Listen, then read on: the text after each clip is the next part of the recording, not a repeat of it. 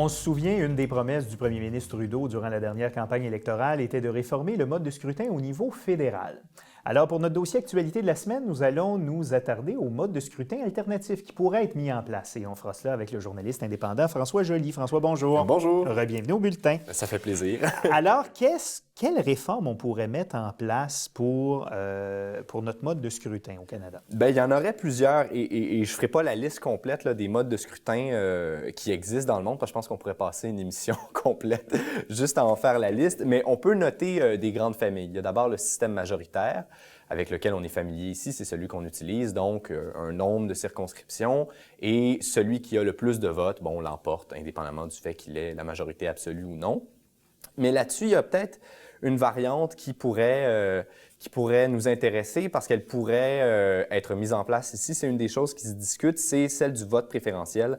Alors, au lieu d'avoir un seul X à faire sur votre bulletin de vote, vous notez l'ordre de préférence des candidats là, que vous souhaitez, donc de 1 à 5, par exemple. Donc, vous mettez celui que vous voudriez le plus voir gagner en numéro 1 et le moins en numéro 5.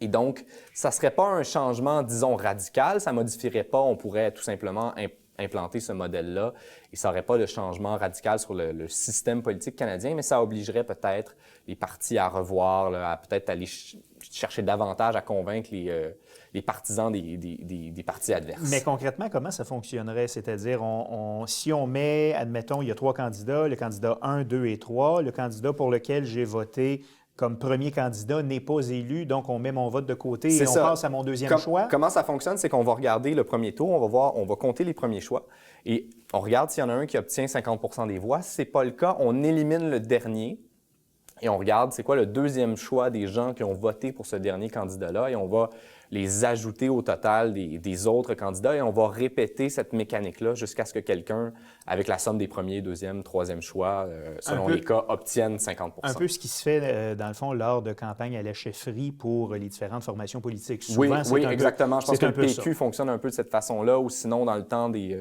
ça a changé maintenant, mais les libéraux faisaient des congrès où c'était pas exactement comme ça, mais la dynamique était un peu la même. Donc, il y a ce système-là et il y a aussi le proportionnel. Oui, je ne m'attarderai pas trop longtemps là-dessus. C'est le système le plus répandu dans le monde, donc assez simple, nombre de députés proportionnel au nombre de voix totales obtenues. Mais par contre, ce ne serait pas nécessairement applicable très facilement ici parce que, bon, il y a des différences régionales, bon, la dualité Québec, Canada, anglais qui ferait que beaucoup de gens, je pense, sont encore très attachés là, à la représentation régionale au Parlement. Et ça peut amener une certaine forme d'instabilité, comme ce qu'on voit dans certains pays qui ont des proportionnels peu. On pense à Israël, entre autres. Oui, exactement. Donc voilà, ça favorise parfois les extrêmes là, selon la configuration des partis. D'accord. Il y a aussi des modèles qui sont mixtes, qui sont un peu un mélange de tout ça. Oui, exactement. Alors, donc, une partie des députés, il y a comme 2 classes de députés. Une partie élue comme chez nous, de façon régionale, et une partie seule, de façon proportionnelle. Donc, parfois, il y a simplement comme 2 scrutins vraiment simultanés, parallèles. C'est par exemple le cas au Japon. Et il y a ce qu'on appelle le modèle de la proportionnelle compensatoire, exactement. Voilà, qui était prôné beaucoup à l'époque par Jean-Pierre Charbonneau, à l'époque où il était président de l'Assemblée nationale. C'est le modèle allemand. Donc, on prend d'abord cette représentation régionale. Donc, on regarde le nombre de députés que chaque parti obtient et on en ajoute de façon à ce que le total des députés par parti soit proportionnel, corresponde au nombre de voix obtenues au scrutin général dans l'ensemble des voix exprimées. Grosso modo, si on oublie certains petits détails, c'est depuis 1792, depuis l'implantation du parlementarisme britannique au Québec, qu'on a un système qui est le même. Un changement du mode de scrutin, ça risque d'être une révolution importante. Là. Oui, exactement. C'est assez difficile à prévoir. Il y a toutes sortes de choses qui vont changer si on modifie le mode de scrutin, le fonctionnement des partis, la logique des électeurs, le comportement des électeurs pourrait changer, comme les logiques de vote stratégique ne seront pas les mêmes.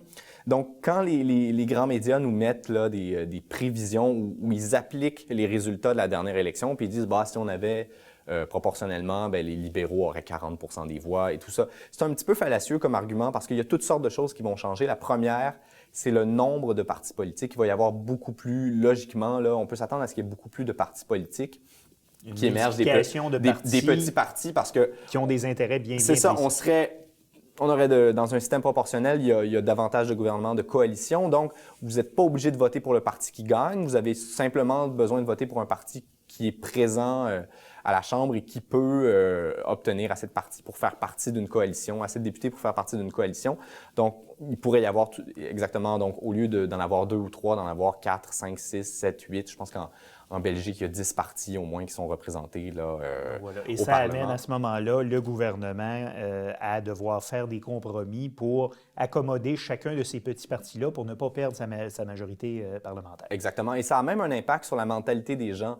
Il y a une étude en sciences politiques qui est répétée à toutes les années qui s'appelle le World Value Survey, où on pose diverses questions à des électeurs partout dans le monde.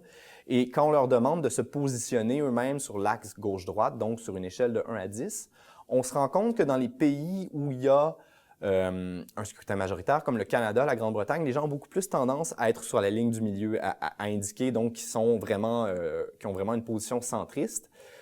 Et ça reflète un petit peu la façon dont le système fonctionne. Il faut être au centre pour gagner l'électeur médian, avoir le plus de chances de gagner l'élection, alors que dans des pays où il y a une représentation proportionnelle, on a davantage un champ politique éclaté. Là, par exemple, en Israël. Plus large, ou des gens qui ont peut-être qui se reconnaissent plus dans certaines formations politiques qui sont dans les extrêmes. Mm-hmm. Justement, c'est-à-dire que c'est pas simplement les gens vont renier un peu leurs idéaux puis voter pour le parti centriste parce qu'ils veulent pas perdre. C'est même la façon dont ils se perçoivent eux-mêmes pourrait changer. Ce n'est pas la première fois qu'une formation politique est élue en ayant dans son programme une promesse de réforme du mode de scrutin. On l'a vu par le passé avec plusieurs autres formations politiques. Est-ce que ça a des chances de se produire ou le gouvernement Trudeau va reculer? C'est une bonne question parce que, par exemple, le Parti québécois, si je me rappelle bien, avait ça dans sa plateforme pendant de nombreuses années. Ils ont été au gouvernement pendant presque 18 ans et ça n'a jamais débouché sur une réforme. Alors là, il y a une chose que j'aimerais amener là-dedans qu'il faut bien comprendre, c'est qu'il y a 2 raisons pour lesquelles on change un système politique. Il y a la pression populaire, donc des manifestations, ou il y a l'intérêt partisan des partis. Alors, par exemple, pour le suffrage universel, bon, le mouvement ouvrier a été très important pour amener le suffrage universel. Pour le vote des femmes, un petit peu, mais aussi il y a eu des intérêts partisans. Certains partis pensaient que les femmes avaient davantage de chances de les appuyer. Et au niveau fédéral, c'était grosso modo dans la période de la Première Guerre mondiale. Exactement, aussi. Il y avait la dynamique des femmes au travail. Bon, sans diminuer l'importance du mouvement des suffragettes, c'était pas le seul facteur qui jouait. Et un autre exemple de ça, si on se rapproche des changements de structure, c'est que au début du siècle, ces mêmes mouvements ouvriers-là qui poussaient dans le dos des conservateurs, des libéraux, mais on avait peur qu'ils deviennent dominants et qu'ils puissent gagner des élections avec 39-40% des voix. C'est pour ça qu'en Europe, beaucoup de pays ont adopté des scrutins majoritaires pour empêcher que ça se produise. Et je ferais l'analogie, je dirais que c'est un petit peu la même logique dans laquelle peut-être se sont retrouvés certains libéraux depuis 2006, c'est-à-dire qu'ils voyaient les conservateurs de façon régulière gagner des élections avec une minorité, une pluralité, comme on dit, de vote sans avoir une majorité absolue. Et la dernière fois, une majorité de sièges avec 39% des voix, ils se sont dit, ouais, on se fait un peu marginaliser. Donc, selon vous, une des hypothèses qui justifierait pourquoi le gouvernement Trudeau ou le Parti libéral a inclus ça dans sa plateforme, c'est qu'il y aurait un avantage partisan de leur côté. Oui, exactement. Ça pourrait dépendamment du système qu'on adopte, ça pourrait les avantager. Et là, ça va dépendre de la vision qu'ils ont. Est-ce qu'ils vont se dire, bon, l'élection qu'on vient de vivre, c'était comme un accident dans une tendance à long terme qui est de diminution des appuis du Parti libéral du Canada, ou si au contraire, la période après le scandale des commandites, c'était comme une exception, puis on va revenir aux belles années où les libéraux gagnaient à chaque fois. Et en terminant, est-ce qu'on va avoir droit à un référendum? Est-ce que, d'une part, c'est nécessaire juridiquement d'avoir un référendum pour changer le mode de scrutin? Est-ce que ça peut se faire sans que ça passe par une consultation populaire?